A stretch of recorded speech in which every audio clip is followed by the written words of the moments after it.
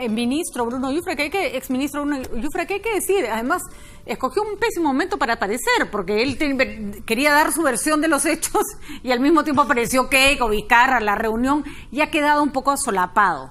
Creo que hay bastante coincidencia en que lo que ocurrió con el exministro Yufra tiene que ser investigado. De eso creo que no hay ninguna duda. Y ya la justicia determinará qué tipo de delito hay, si hay configuración de delito.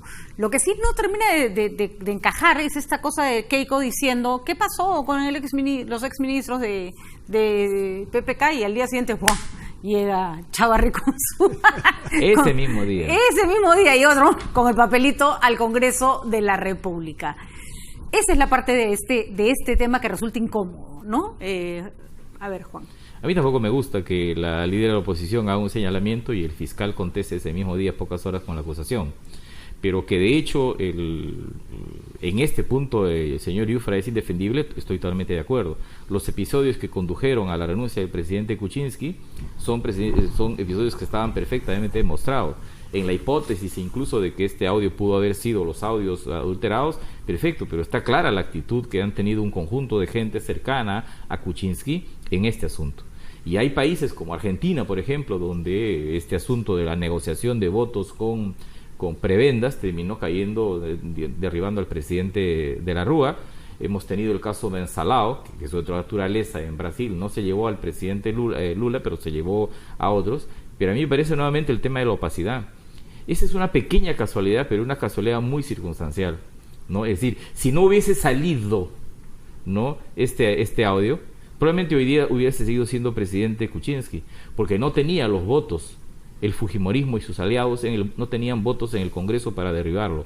Y podríamos titular descuido, mala práctica política, nuevamente opacidad, viveza o como se quiera llamar, es lo que le da los votos, ¿no?, a la moción de vacancia para renuncia. Porque incluso parlamentarios de la bancada de Pedro Pablo Kuczynski fueron los primeros en decir, en estas condiciones yo no defiendo a Kuczynski que se vaya. Entonces, hay una responsabilidad política que ha pagado el presidente Kuczynski saliendo, sí, pero a mí me parece que en la perspectiva de que esto no debe pasar en democracia, esto debería ser investigado, al margen del origen de esta última gestión, ¿no? De acuerdo. La discusión acá, y es que creo que coincidimos con Juan, ¿no?, que básicamente esto tiene que ser investigado y tiene que las responsabilidades políticas esas ya se cobraron, ¿no es cierto? Esas ya se tuvieron, mejor dicho, ya se pagaron. Ahora, lo que sí parece ridículo es pensar que con Bruno Yufra se agota o se podría agotar este sistema de intercambio. Hay una denuncia a la que Kenji Fujimori nadie le hizo caso, que fue cuando él denunció cómo se manejaba el presupuesto nacional y cómo se repartían obras entre los congresistas. Le salieron a decir que eso era imposible porque el presupuesto lo determinaba el MEF. Sí, pero alguien se le olvidó decir que hay un pedacito del presupuesto llamado el anexo 5, que son creo que más de 200 millones de soles, que el Congreso decide quién reparte. Y eso se ha vuelto, eso es de lo que hablaba Kenji Fujimori, ¿no? Sí. O sea, apóyame con tal voto y yo te doy plata para tu puente, y sí. Además un nido de corrupción horrendo, ¿no? Bueno, eso por poner un ejemplo, que se ha descubierto en el MEF. Pero claro, el Congreso puede determinar ciertas cosas, pero finalmente el que tiene la plata es el MEF. Y si el MEF no suelta la plata, no te dan nada. Ahora, no, pero eso es de libre disposición. Es decir, el Congreso le dice al MEF cómo han decidido repartir esa plata. Sí, ¿no? pero el MEF, si quiere, cierra el caño y no le dan a nadie. Pero digamos, que había compra de votos, era obvio. Cuando en la primera vacancia, en diciembre, Kuczynski compró 10 votos a cambio del indulto. O sea, esa es una negociación política. La hicieron y fue evidente. Y después en la segunda también había todos los rumores de que estaban haciendo estas cosas. Ahora, ¿eso se hace en muchos lugares del mundo? Sí. El problema de Kuczynski y su gente fue que lo grabaron y eso se hizo público y entonces quedaron al descubierto y eso se trajo abajo, como dice Juan, al propio Kuczynski. Ahora, el ministro Yufra tiene responsabilidad penal. Yo no soy abogado y no sé si tendrá alguna responsabilidad penal, pero después de lo que ha pasado, sin duda, va a tener que afrontar un proceso. Y el punto es que la justicia y todos estos asuntos se han politizado tremendamente. Hay un grupo de personas que defiende al fiscal Chávarri, y hay otro grupo que defiende al anterior fiscal, a Pablo Sánchez. Y entonces los ataques ya no son viendo realmente qué cosa hizo uno y qué cosa hizo el otro, sino que están absolutamente politizados y las cosas están divididas por una línea política, no por una línea que examine las cualidades morales o jurídicas de uno o el otro. Y lo mismo ocurre con el juez de San Martín, etcétera. Entonces, ese es un problema muy serio, ¿no? Porque hay claramente una división política, los que acusan a este, los que acusan al otro, y entonces los fiscales también están cayendo en ese juego y los jueces también están cayendo en ese juego. ¿Cómo le dirá a Bruno Yufra que más allá de las antipatías, en lo que nos pueda parecer o no parecer, merece un juicio limpio y justo, ¿no?, en Poder Judicial, o merece un acercamiento limpio y justo desde la justicia? Yo creo que difícilmente le van a poder demostrar un delito. Como yo no soy abogado, no sé, pero difícilmente hay una configuración de delito, claro, ¿no? Un delito por estas cosas que él ha dicho, y en fin, y está en discusión la legalidad de los audios. Bueno, hay una serie de puntos ahí más o menos oscuros, pero la responsabilidad política sí era clara, y de hecho, bueno, pagaron un altísimo precio por lo que hicieron, ¿no? Muy bien, es como que de alguna manera el pasado empieza, este pasado reciente empieza a regresar, ¿no? Bruno Yufra, aparece entonces ahora los congresistas fujimoristas diciendo que Martín Vizcarra habría hablado con ellos antes de eso está grave, ¿no? Estamos volviendo como a la prevacancia, ¿eh? Bueno, vamos a ver qué ocurre. Y vamos a nuestro siguiente tema, porque ha habido reacciones importantes, ¿no es cierto?, de algunos de unos líderes políticos expresidentes. Y tenemos ahorita la presentación.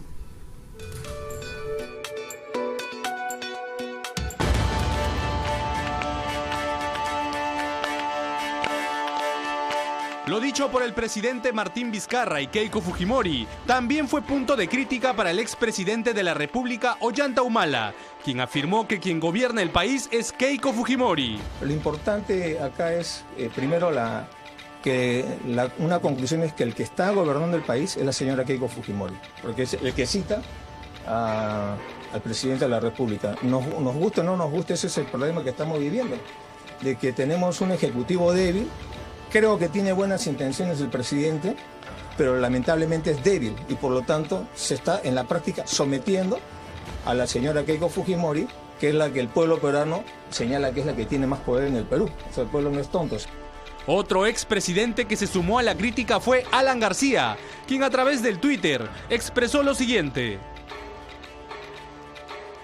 si Keiko Fujimori y Vizcarra se reunieron 2 veces antes, ¿por qué no se reúnen ahora para concertar la reforma política y judicial? ¿No es mejor lo constructivo que lo confrontacional?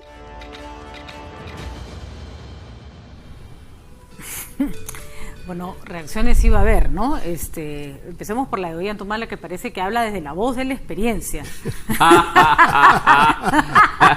Él sabe lo que es que gobierne una mujer que no ha sido elegida, digamos. Bueno, claro, él fuerza el razonamiento, porque yo tengo claro, está claro, esta crisis la tenemos precisamente porque quien está gobernando es Vizcarra. Y no se ha dejado, ¿no? Así es. Claro, justamente esta crisis es porque, claro, ¿no? Porque ha tomado las riendas. Como decía mi mamá, otros son, ¿no? Entonces, una primera cosa. Segundo, entonces es forzada el punto de vista de Humala, ¿no? Y segundo, claro, Humala le interesa demostrar que ahí hay mucha arbitrariedad del fujimorismo porque él tiene cuentas pendientes en la justicia y también en el Congreso, ¿no? Y en el caso de García es muy interesante porque García con este tuit se pone de costado en esta discusión.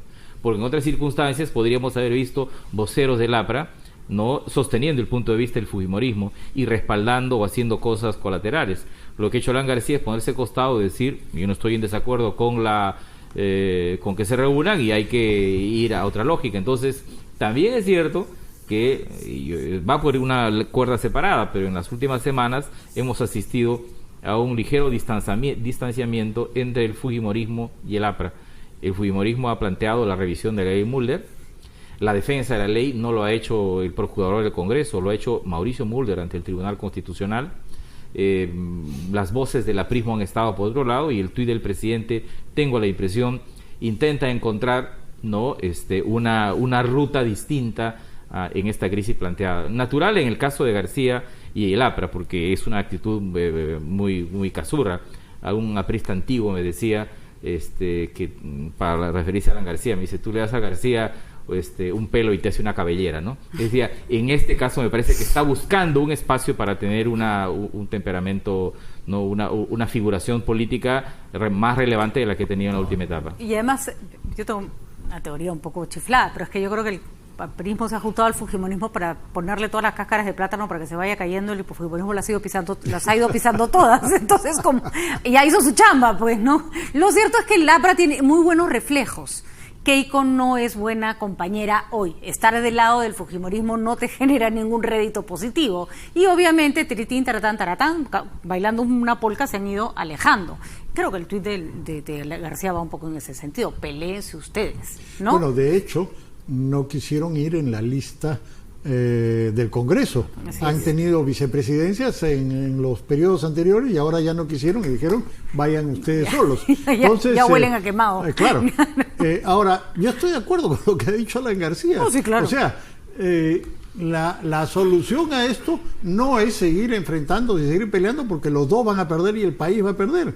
Lo que tienen que hacer es sentarse a conversar cómo se hacen las reformas. La reforma judicial, están los planteamientos de la Comisión Wagner y parece que están bien encaminados. La reforma política es una porquería lo que ha planteado Vizcarra, pero entonces siéntense a conversar y hagan cosas más o menos sensatas. Pero bueno, también como ha dicho el ex senador Enrique Bernales, no se pueden poner los plazos por delante, pues es un absurdo, ¿no? O sea, tenemos que hacerlo el referéndum en diciembre, no pues. O sea, primero tenemos que ponernos de acuerdo en qué cosa es lo que hay que hacer. Y los proyectos de Vizcarra son un mamarracho. Lo que pasa es que 50, como dicen, microdistritos, que en realidad no son micros, sino son inmensos. Si una nueva división política del país la vas a hacer así, ahora no pues. Hay dos aspectos ahí que hemos venido conversando con otros invitados también. Efectivamente, no todo puede tener un plazo perentorio porque no todo es igualmente manejable en términos de dificultad. Pero, por otro lado, la población está esperando que le preguntes. Juan lo decía, le está esperando que le preguntes. Y ya no le puedes decir, mira, ¿sabes qué? Lo hemos pensado bien y ya no te vamos a consultar. Eso sí sería un error político enorme para los dos. Además hay otra cosa, hay dos temperamentos frente a la reforma. Una cosa es decir, no me gustan los proyectos de Vizcarra. Que es válido, ¿no? Y por esa razón yo no tengo estos y hagamos la reforma. Y otra es decir, como no me gustan los proyectos de Vizcarra, yo me guardo los míos, no discuto y me quedo 18 años más sin reforma. Entonces tengamos una opinión frente a la reforma. De acuerdo. O sea, podemos criticar, yo tengo críticas a los proyectos, especialmente al asunto vinculado a bicameralidad. Hay cosas que me gustan, que quiero decir aquí. Me gusta la eliminación del voto preferencial. Me gusta la lista alternada varones y mujeres, la lista cremallera.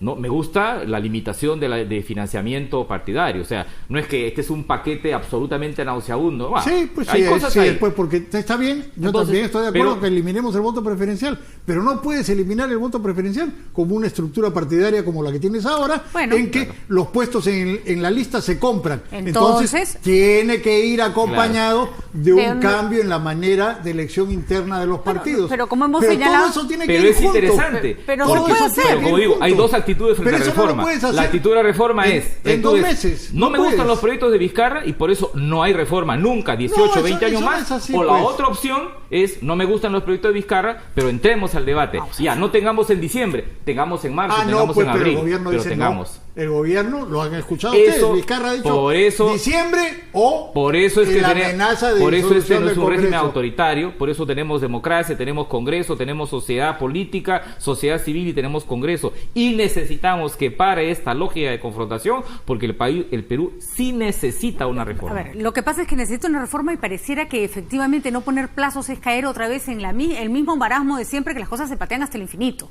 Yo solo recuerdo, no sé si mi comparación es pésima, que el fujimorismo se hizo una constitución nueva en un año. Se hizo una constitución completa en un año. Vamos, no podemos cambiar unos cuantos artículos de la Constitución si se ponen a trabajar mirando todos el mismo objetivo. Están planteando cambiar como 30 artículos de la Constitución. Yo le voy a hacer la lista, ¿no?, de los proyectos olvidados. Primero, el proyecto que consensuó Valentín Paniagua con la comisión que armó cuando era presidente provisional. Luego el proyecto de reforma constitucional que animó Jorge del Castillo y Henry Piz. Sí. Luego tenemos el proyecto Seriajus, que se mató en el Congreso en un pacto entre algunos vocales supremos y algunos partidos políticos. Pero eso es lo que ha planteado la Comisión Wagner, el proyecto de reforma judicial. ¿Cuál? La tomamos tenemos 40, 50 entonces, reformas constitucionales que fueron planteadas desde el año 2004 para adelante. Una reforma que tiene que ver con la eliminación del voto obligatorio para plantear el voto voluntario se quedó el año 2005 a 2 votos para aprobarse como reforma constitucional. Y nunca más se tomó.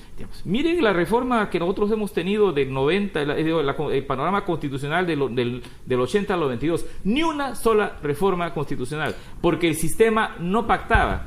Y una de las razones en que se agotó esa constitución tiene que ver con eso. Nosotros tenemos esta constitución 25 años y necesitamos reformas. La única reforma de fondo que se hizo esa constitución es el capítulo de descentralización. En el resto todos han mirado al techo, reformas de fondo, y eso es lo que hemos tenido los próximos 18 años. Por tanto, el presidente Vizcarra tiene que rectificar y no negarse a una tercera, cuarta y quinta reunión con Keiko Fujimori. Ay, no sé, ya como kriptonita reunirse con Keiko Fujimori. A mí me parece que es... O sea, él también tiene derecho él tiene derecho también a cuidar su perfil político. La señora Fujimori no está mostrando precisamente, o sea, es muy fácil, y yo lo he escuchado en la mañana con mucha atención. La señora Fujimori dice: yo tengo voluntad de reunirme, pero si cada vez que te reúnes al rato salen y te machetean, quedas en confidencialidad, que yo estoy en desacuerdo, eso no puedes hacerlo. Después, no salieron y lo machetearon, eso no es cierto. Vamos, no es cierto. ¿Qué cosa fue el video de YouTube, por Dios, que hemos visto hace una semana? Eso es lo más macheteante que he visto en mi vida. Perdóname, se reunieron en abril y en junio y no machetearon a Vizcarra. Lo han macheteado cuando el señor ha decidido tomar otro camino. Entonces, pues cuando él le declara la guerra, ellos le responden, pero no me digas que lo machetearon después de reunirse. Plantear reformas, no es así. Pero Fernando, plantear reformas como se planteó el 28 de julio es declarar la guerra. Plantea una reforma judicial. Sí. No me vengas, hombre. La reforma que ha planteado es una reforma demagógica y populista. La de no reelección de congresistas. Que es lo único que es una declaración de guerra. Es lo único que le ha dado 10 o 15 puntos de su vida al presidente Vizcarra. Este país necesita reformas. Porque si él plantea un referéndum sobre el Consejo de la Magistratura, lo sube un solo punto. De repente lo que necesitamos en este momento no es no reelección parlamentaria, de repente es una renovación por tercios, renovación pero por eso no le daba popularidad, y es lo único que quería era popularidad. El presidente Vizcarra no le interesaba la reforma política. No creo que Keiko crea otra cosa. Lo que no podemos desconocer es que hay un Congreso que mayoritariamente no quiere reforma, con propuesta de Vizcarra el 28 de julio o sin propuesta de Vizcarra el 28 de julio. Eso es el fondo. Y hay un país que quiere votar hoy día. Y no es un país populista, porque si nosotros hubiéramos tenido reformas constitucionales, dirían: oye, deja que hagamos la reforma. Mira la encuesta de Ipsos, mira la encuesta de Ipsos. Pero tenemos 18 la mayoría años de la población no ha escuchado ni ha visto la propuesta del presidente Vizcarra el 28 de julio.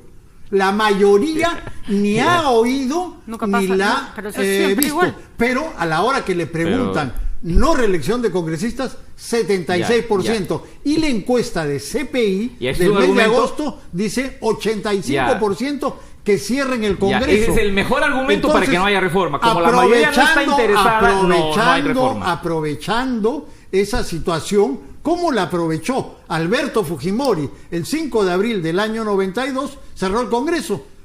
Entonces, 85% respaldó a Fujimori. Hoy día 85% dice que cierren el Congreso. Eso es lo que ha aprovechado Vizcarra. Yo dejo claro esto. Interesado en hacer una reforma, creo que en este momento en elevar hay su popularidad. Fuerzas políticas que no quieren la reforma. Yo creo que lo mejor que le conviene al país es que el fujimorismo y las fuerzas políticas pacten con el Ejecutivo y el Gobierno un paquete de reformas. Somos un régimen democrático donde las reformas son pactadas. No les gusta como tampoco me gusta la no reelección parlamentaria, lo he escrito, vamos a una renovación por mitades o por tercios. Lo que no podemos hacer es hacer micropolítica con este tipo de las reuniones que te dijo, que no te dijo, y dejemos el tema de fondo. El país necesita un nuevo Consejo de la Magistratura y necesita reforma política. Yo sí quiero, por ejemplo, yo sí creo que el país debe votar para si tiene un parlamento con lista alternada o no. ¿Alguien me va a decir que plantear lista alternada, varones y mujeres, es populista? Debatamos. Estoy a 8 o 10 años debatiendo este asunto de la reforma.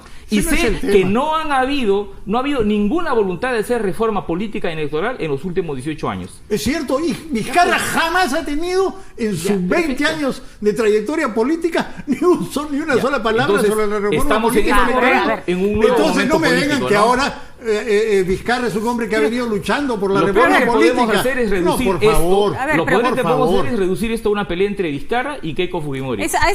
Que me disculpen a mí los poderes públicos, Pero aquí hay una tercera mitad. Y esa tercera mitad es el país, es la sociedad, son los peruanos. Si dejamos que esta disputa sea una disputa entre el Congreso, Keiko Fujimori, y Vizcarra y el gobierno, no estamos avanzando nada. Tenemos una democracia representativa, Sí, pues, y los representantes son el presidente acuerdo, pero yo creo y los congresistas. En la democracia representativa, la sociedad importa, la opinión pública importa, importan las mayorías, importan las minorías. Y tal vez también tendríamos que preguntarnos, solo para la reflexión, porque está claro que hay muchísimo que debatir, si en verdad ¿es factible creer que el presidente Vizcarra presenta esto solo por fastidiar a Keiko Fujimori? No. Yo creo que Keiko Fujimori no es tan importante, que el presidente Vizcarra realmente cree en que esa manera de plantear las reformas no solo le da popularidad, sino que permite que el pueblo participe de un sistema político del que se siente absolutamente rechazado. No. Que lo haya hecho de la mejor o peor manera, totalmente discutible, pero el mecanismo no es un error, Fernando. No, yo creo que él presenta esto para subir su popularidad. Bueno, nadie puede gobernar con popularidad bajo cero, ¿no? Estoy de acuerdo con eso, pero él podía plantear, en lugar de este tema, plantear la reforma del sistema judicial, que era apoyada por la inmensa mayoría de la población. Pero y creo que también eso hubiera sido respaldado, hubiera mejorado su popularidad, hubiera mejorado sus condiciones para negociar con el Congreso. A mí no me Estoy parece... de acuerdo que él necesita elevar su popularidad para mejorar sus condiciones con el Congreso. De acuerdo, pero si lo miramos con ojos un poquito más amplios, tal vez, como dice Juan, el hecho de que haya planteado estos temas de reforma política, que vamos, están ahí dormidos y el Congreso por primera vez tenía una mayoría que le hubiera permitido llevar a cabo las reformas políticas, porque antes nunca tuvo esa mayoría ningún partido político. Eso es exacto, eso pero es verdad. Entonces, echar este par de dados que pueden estar muy mal echados, por lo menos ha echado a andar la discusión. No, pues, ¿no?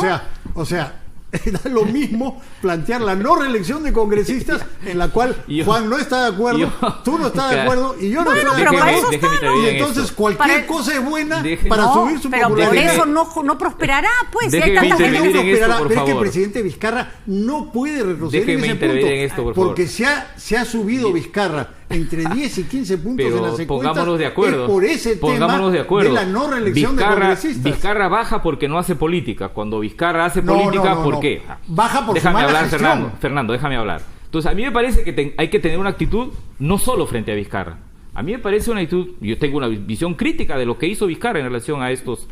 Pero decir que esta crisis, porque en el fondo lo que está apuntando Fernando es decir que esta crisis es culpa de Vizcarra porque hizo la propuesta de reforma. Eso podemos discutirlo, ¿eh? Yo creo que no. Vizcarra estaba obligado a plantear al país un horizonte de cambios frente a lo que pasó con los audios.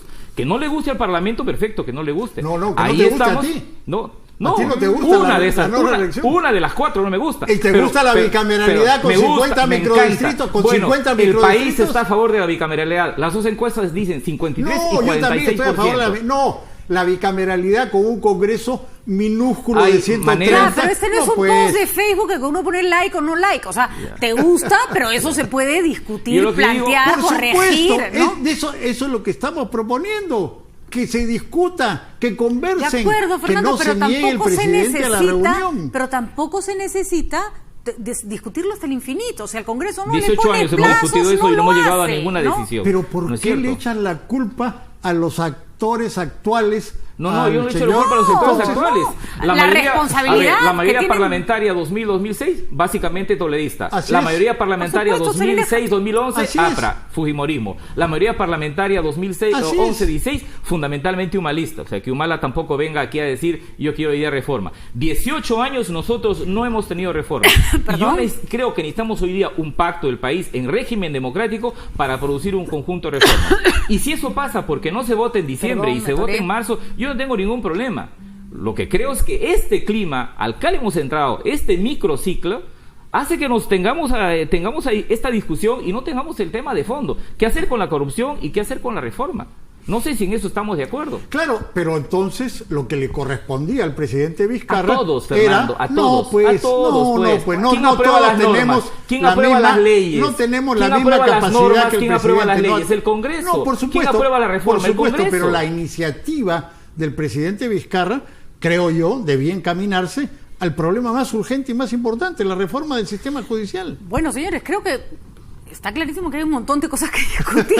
Yo estaba entretenidísima, que iba a pedir mi canchita, porque, para mí ha sido importantísimo escucharlos. Quiere decir que hay espacio para la discusión. Creo que quiere decir también que de todos los lados se tiene un poco que soltar el argumento. O sea, todo el mundo está demasiado trincherado en su idea de lo que debe ser y no debe ser. vamos a ver qué pasa. Vamos a ver qué pasa, pero lo que sí creo que tendríamos que convenir todos es que lo que no puede pasar es que las cosas sigan iguales. No. Que el tema de justicia siga igual, que el tema de reforma política Así es. siga igual, o sea, cual sea